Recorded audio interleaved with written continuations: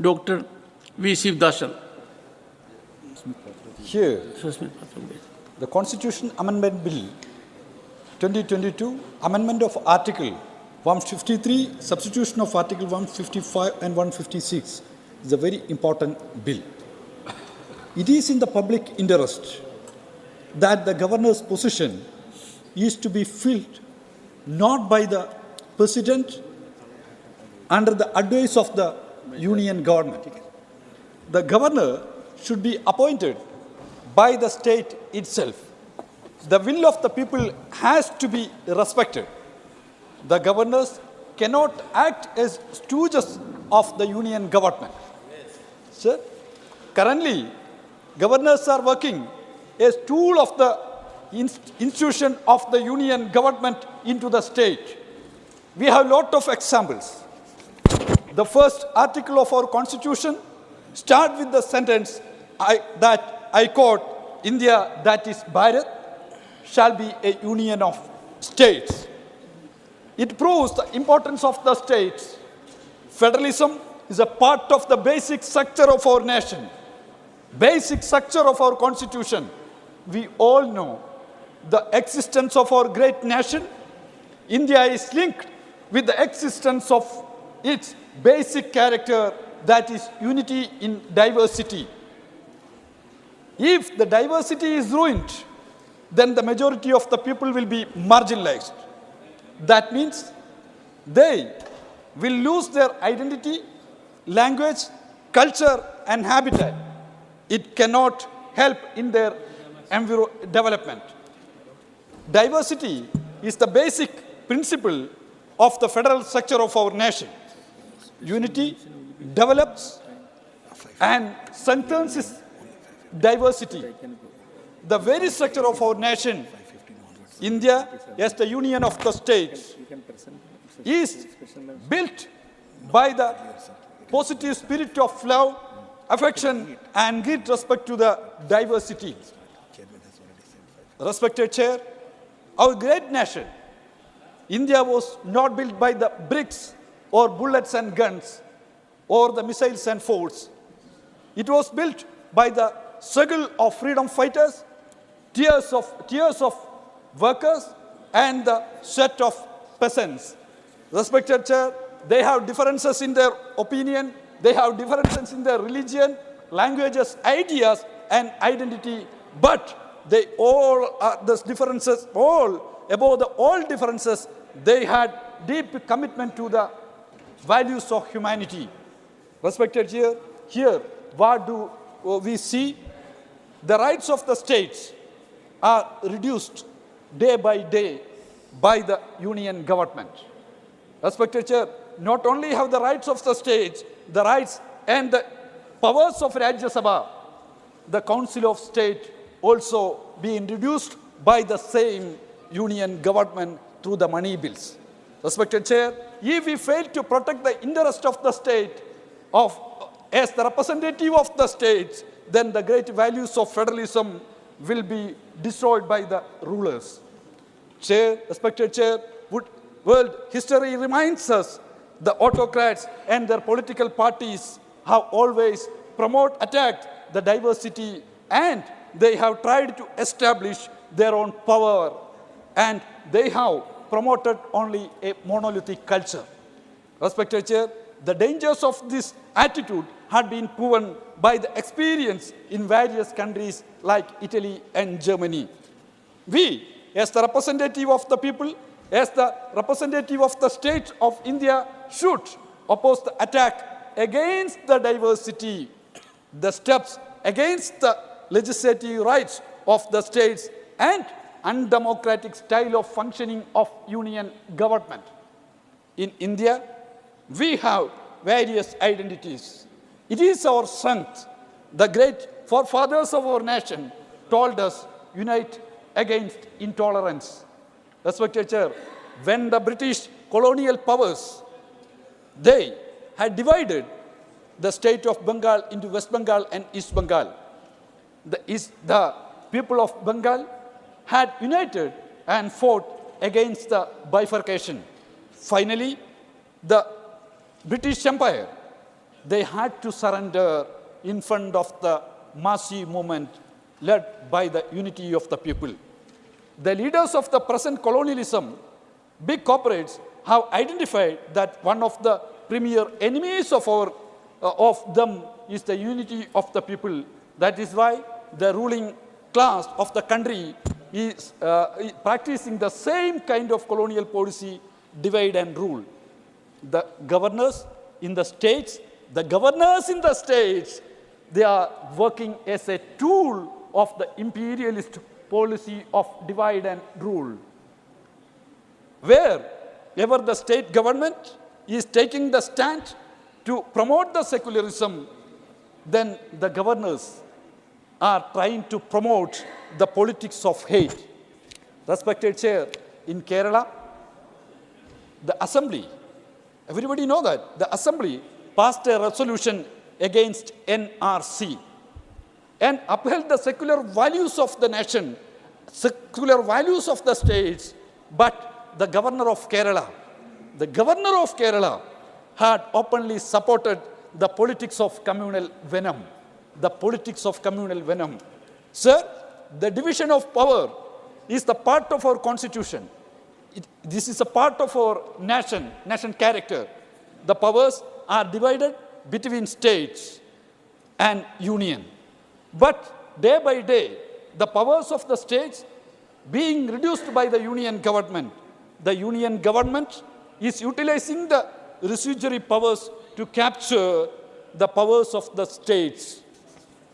Unfortunately, the governor has also become instrument to implement the plan of the union government. The education and forest, the two sectors which are the classic examples of violation of the division of power. Education and forest were the state subject, but now the entire sectors are under the union government. Earlier, agriculture was in the hands of the states, but the intrusion of the union government has happened there too. The dam and the hydel projects in the states are also serious cases of capture of power. Earlier, the state governments have some powers related to the state. The state governments have taken the stance against these kinds of interventions. But some governors of the states has openly criticized the initiatives of the states. It has widened the gap between the elected state government and the nominated governors. The people of the state are requesting for more autonomy. But the union government is trying to pave the way for more centralized administration through the governors. The states like Kerala, Tamil Nadu, and Telangana are fighting for their rights in various ways. The representative of these states are here. Sir, kindly look at the approach adopted by the governors in the states. They are standing against the interest of their own state governments. The centralization versus decentralization is the core of the clash between states and the governors.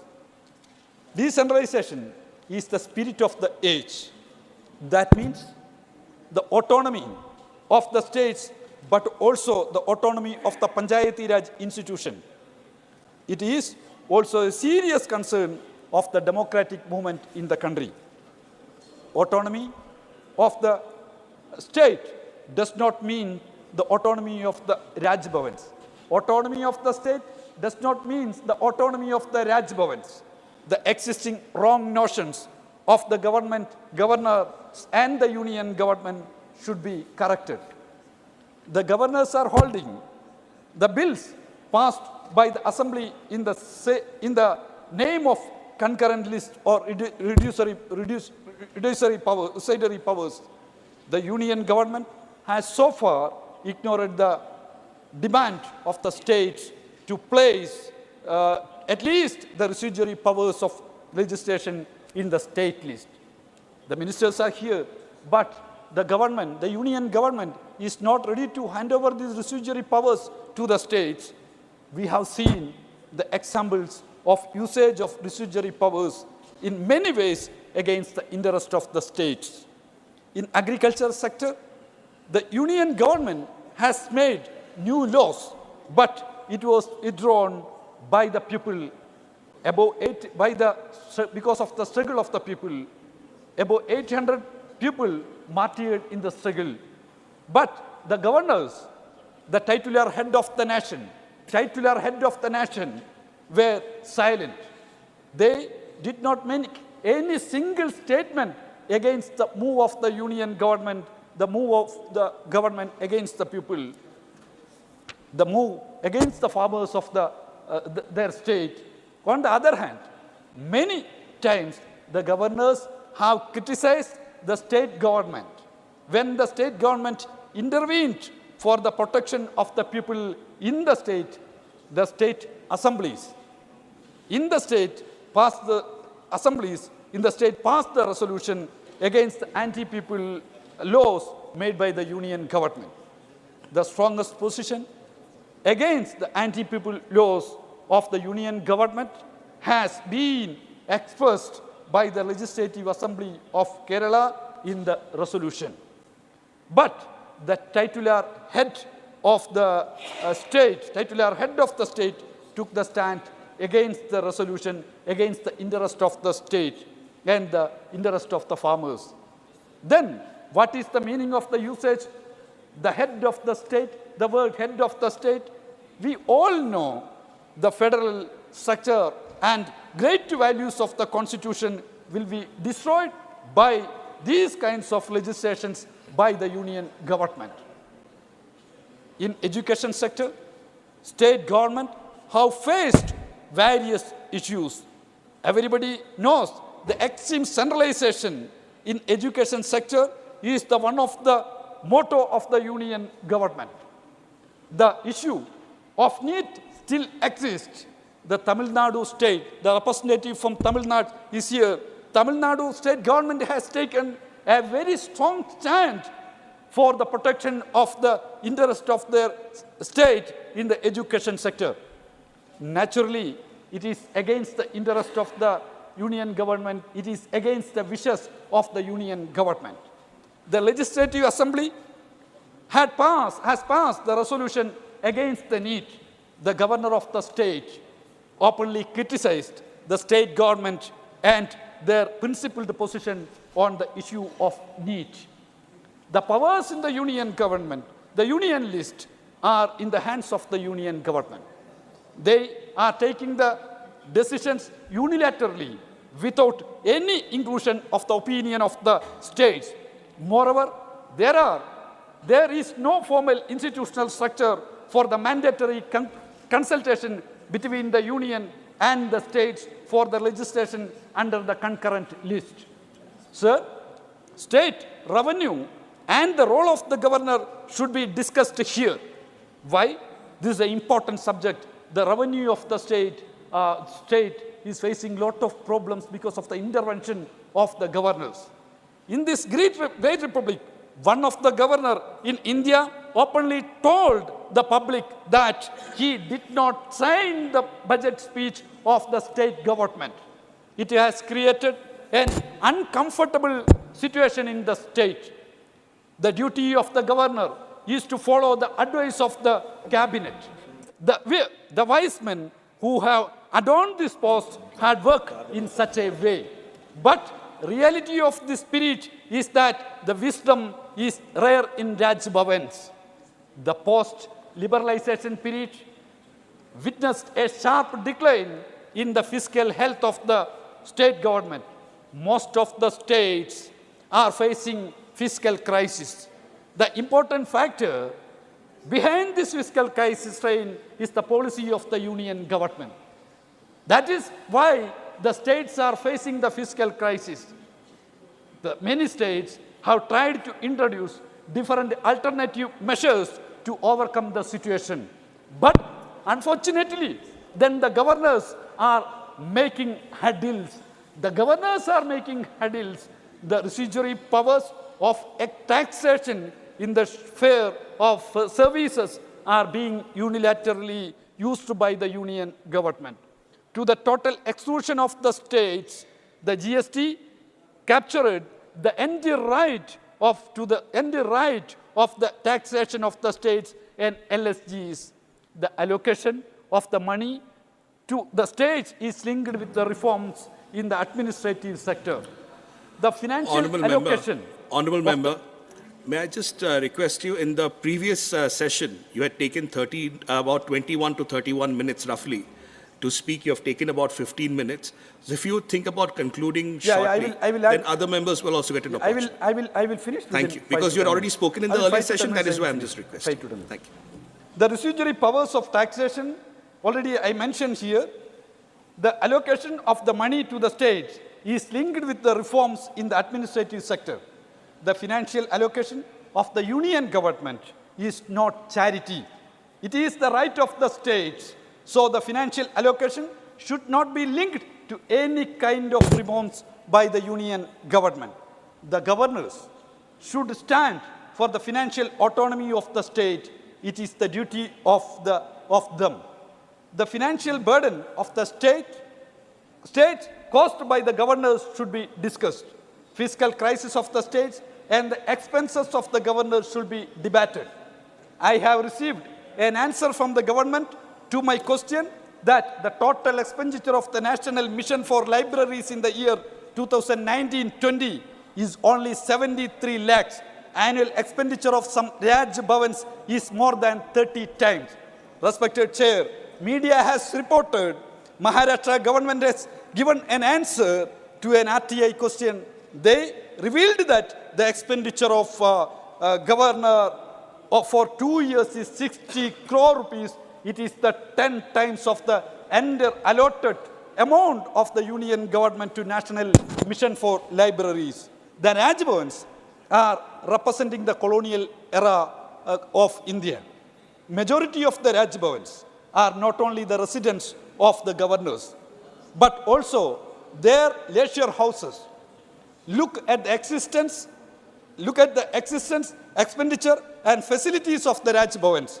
In Maharashtra, 4 Raj Bhavans, Mumbai, Nagpur, Pune, Mahabaleshwar. Sir, one governor is residing in 4 palaces in a single state.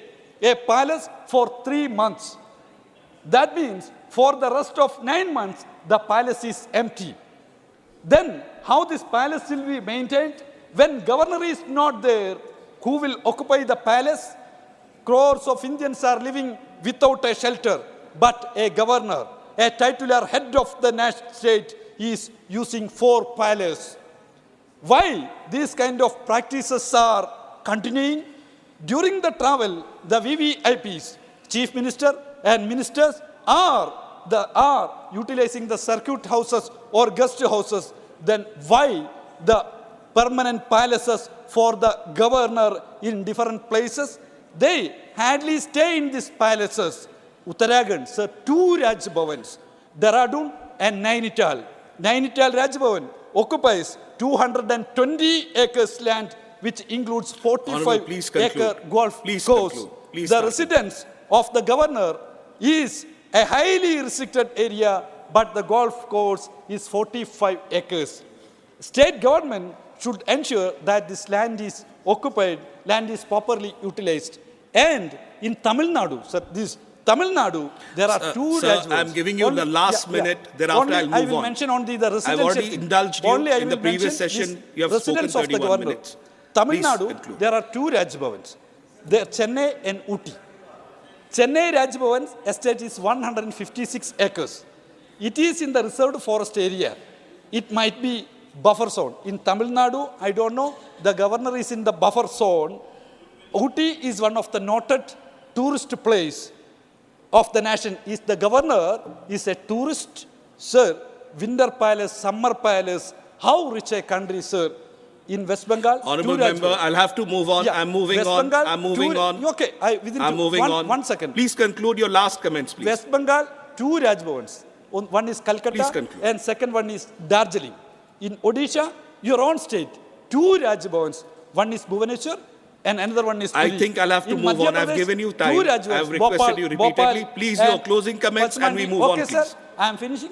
These things, the governors, the titular head of the states, how they are making the hurdles of the state, functioning, administrative function of the state, these things, this August House, please discuss seriously. And I request the state, all of you take the initiative for stop the revenue, making the hurdle, stop the making the hurdles and taking the wrong practices of the governor and try to end the colonial era's practices in our nation. Thank you, sir. Thank you. With these words, I am Thank you.